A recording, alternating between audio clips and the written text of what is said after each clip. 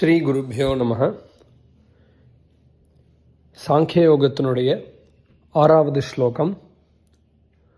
ந சைதத்வித்மஹ் கதரன்னோ கரீயோ யத்வா ஜயேம யதி வா நோ ஜயேயுः யானேவ ஹத்வா ந ஜிஜீவிஷாமஹ தேவ ஸ்திதாः பிரமுகே தார்த்தராஷ்டிராः.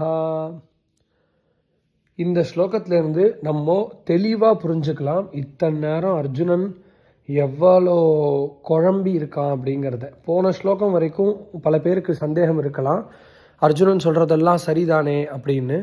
இப்போ பாருங்கோ, அர்ஜுனன் இதுக்கு மேலேயும் பகவான் இதை ஏற்றுக்கலை, இது கஷ்மலம், இது அழுக்கு, இந்த எண்ண ஓட்டம் தப்பு அப்படிங்கிறதெல்லாம் பகவான் சொல்லிகிட்டே இருக்கிறதுனால இப்போ அவனுடைய உண்மையான மனோபாவத்தை அவன் சொல்கிறான். எதர் அடிப்படையாக வச்சுண்டு மனசில் இவ்வளோ நேரம் அவன் பேசினானோ அதை இந்த ஸ்லோகத்தில் வெளிப்படுத்துகிறான். ஹே அர்ஜுனா, ஹே கிருஷ்ணா, பகவானே, நச்சைதத் வித்மஹா கதரன்னோ கரீயா, நீ சொல்கிறப்பா யுத்தம் பண்ணு அப்படின்னு. இந்த யுத்தத்தில் யார் பலசாலிகள்னே தெரியலையே. பீஷ்மர் எப்பேற்பட்ட பலசாலி, பரசுராமரையே ஜெயிச்சவர்.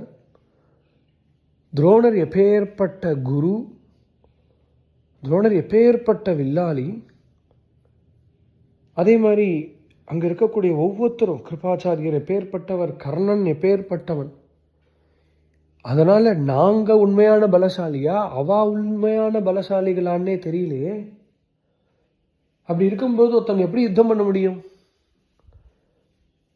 அப்படிங்கிறத இந்த முதல் வார்த்தையில் சொல்கிறான். ந சைதத்வித்மஹ் கதரன்னோ கரீயோ. அடுத்தது யத்வா ஜயேம யதி வா நோ ஜயேயுஹு. இப்பேற்பட்ட பீஷ்மர் அவராக நினச்சாதான் அவருக்கு மிருத்யு, அவர் அதனால் ஜெயிக்கிறது அப்படிங்கிறது வாய்ப்பே இல்லை. இன்னொரு பக்கம் துரோணர் எனக்கு எல்லா வில்வித்தையும் சொல்லி கொடுத்தவர். இந்த கட்சியே என்ன நம்பி தான் இருக்குது, பாண்டவ சேனை. ஆனால் எனக்கோ வாத்தியாரை ஜெயிக்க முடியுமா, அவரை கொல்ல முடியுமா அப்படின்னு கேட்டால் எனக்கு என்னென்ன போர்க்கலைகள் தெரியுமோ எல்லாமே அவருக்கு தெரியும், என்னை விட அதிகமாகவும் தெரிஞ்சிருக்கக்கூடும். அப்படி இருக்கும்போது நான் எப்படி துரோணரை வதம் பண்ணி ஜெயிக்க முடியும்? மேலும் கர்ணனை எப்படி வதம் பண்ணி ஜெயிக்க முடியும் என்னால்?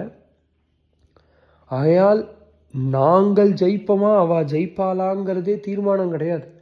ஆனால் எந்த வரணும் எங்களுக்கு கிடையாது. நாங்கள் எப்போ வேணால் உயிர் விட வாய்ப்பு இருக்குது. அந்த பக்கமும் அவரவர் நினச்சாதான் அவருக்கு